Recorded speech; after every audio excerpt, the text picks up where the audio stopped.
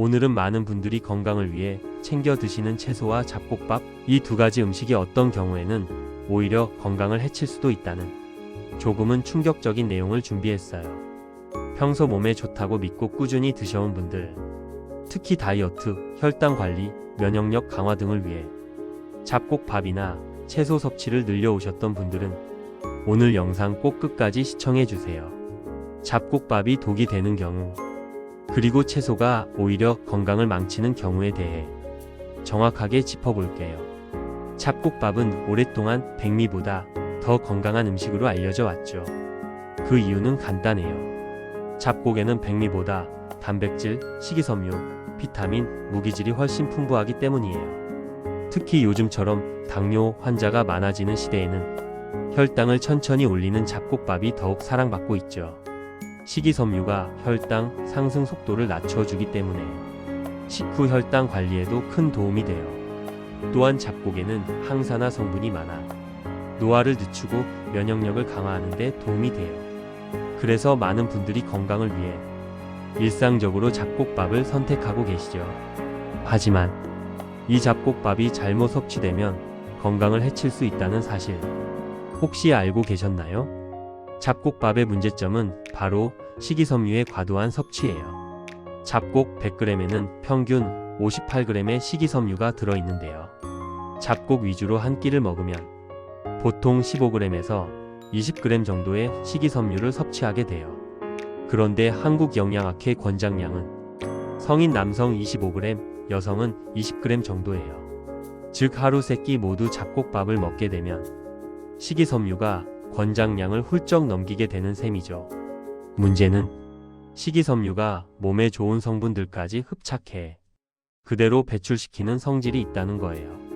즉 비타민, 무기질 같은 중요한 영양소까지 함께 빠져나가는 것이죠.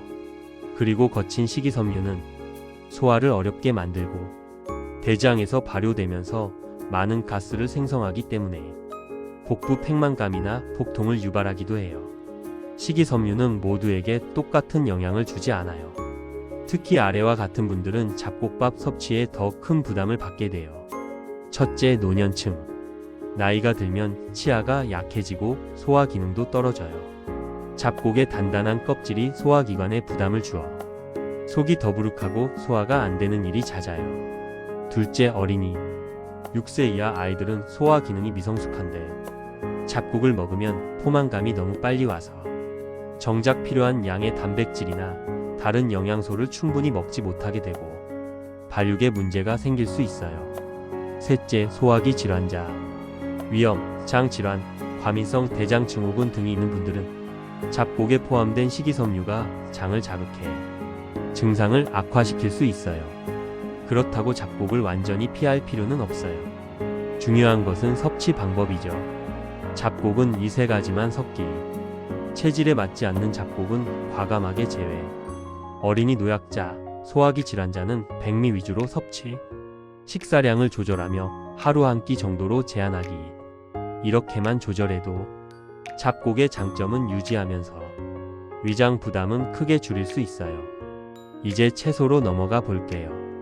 채소는 대부분의 사람들이 무조건 몸에 좋다고 생각하는 음식인데요. 하지만 채소 역시 모든 사람에게 항상 좋은 것은 아니에요.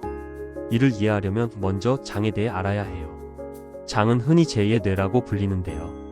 우리 면역세포의 70%가 장에 존재하며 장내에는 100조 개 이상의 미생물이 살고 있어요. 이 미생물들은 음식 분해, 비타민 생성, 면역 기능 조절 등 우리 건강과 직결된 역할을 해요. 문제는 나이가 들수록 유익균은 줄고 유해균이 증가한다는 점이에요. 그래서 면역력은 자연스럽게 떨어지고 감염과 염증에도 더 취약해지는 것이죠. 채소는 이런 장내 환경을 개선하는 데 큰 도움이 돼요. 식이섬유가 유익균의 먹이가 되어 장내 균형을 회복시키기 때문이에요.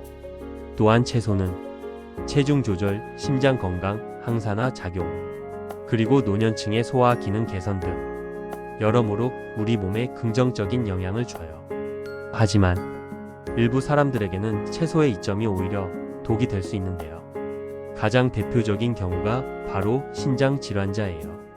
신장은 우리 몸에 노폐물을 걸러주는 기관인데 기능이 떨어지면 칼륨 배출이 제대로 되지 않아요. 칼륨이 체내에 쌓이면 근육 힘이 빠지고 심할 경우 부정맥, 심정지까지 올 수 있어요.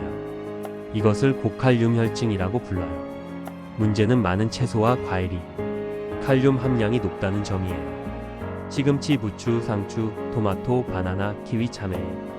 이런 식품들은 신장 기능이 약한 사람에게는 매우 위험할 수 있어요. 칼륨은 물에 담그면 빠져나가요. 또는 데치기만 해도 30%에서 50% 감소시킬 수 있어요.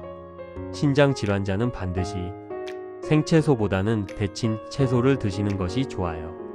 또 한 가지 중요한 점은 현미나 보리 같은 도정이 덜 된 잡곡도 칼륨이 높기 때문에 이런 경우에는 백미가 더 안전해요.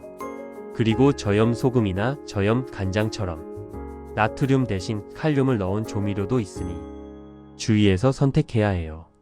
두 번째로 채소 섭취 시 주의해야 할 대상은 바로 어린이예요. 식이섬유는 소화되지 않고 배출되는 성질이 있는데 어린이가 이를 너무 많이 섭취하면 철분, 칼슘 같은 미네랄까지 함께 흡착해 몸 밖으로 내보내게 돼요. 또 채소는 포만감을 빠르게 주기 때문에 정작 필요한 식사량이 줄어 영양 불균형이 생길 수 있어요.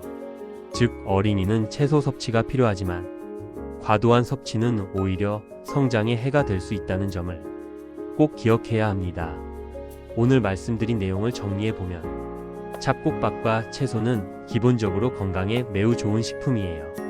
하지만 체질, 연령, 건강 상태에 따라 부작용이 있을 수 있어요. 노년층, 어린이, 신장질환자, 소화기 질환자는 특히 주의해야 해요. 중요한 것은 얼마나 그리고 어떻게 먹느냐예요. 우리는 건강해지기 위해 음식을 선택하지만 때로는 잘못된 방식으로 좋은 음식을 먹어 오히려 몸을 해칠 수도 있어요. 여러분의 몸 상태에 맞는 맞춤형 섭취법을 실천하셔서 더 건강한 생활을 하시길 바래요. 오늘 영상이 도움이 되셨다면 좋아요와 구독, 알림 설정 부탁드립니다. 다음 영상에서 다시 찾아뵙겠습니다.